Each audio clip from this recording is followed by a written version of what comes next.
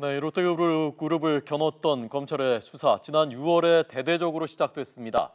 그런데 이 수사가 장기화되고 벌써 지금 석 달째를 접어들고 있고 주요 인물들에 대한 구속영장이 기각되면서 최근에 삐걱거리는 양상이었습니다.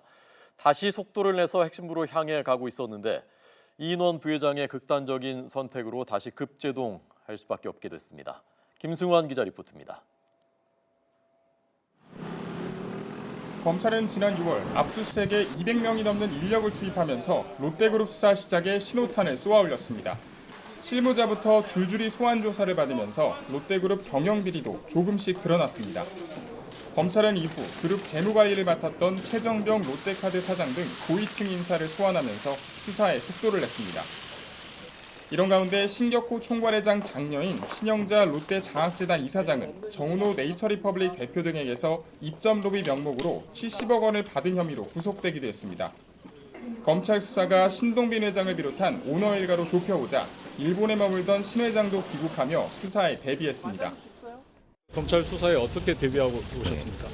성실히 협조하도록 하겠습니다. 그러나 롯데 계열사 사장급 인사들에 대한 구속영장이 잇따라 기각되면서 검찰 수사도 뜻대로 되지 않는 것 아니냐는 관측도 나왔습니다.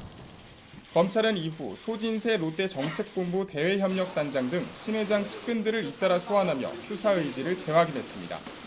특히 신 회장에 이어 그룹 2인자로 꼽히는 이인원 부회장 소환이 결정되면서 신 회장 소환을 위한 마지막 절차라는 분석이었습니다. 그러나 이 부회장 자살이라는 돌발 변수가 나오면서 검찰 수사는 급제동이 걸렸습니다. 검찰은 수사 일정을 재검토하겠다고 밝혔지만 신동빈 회장 등 오너 일가에 대한 수사를 이어가는데 적잖은 어려움이 있을 것으로 보입니다.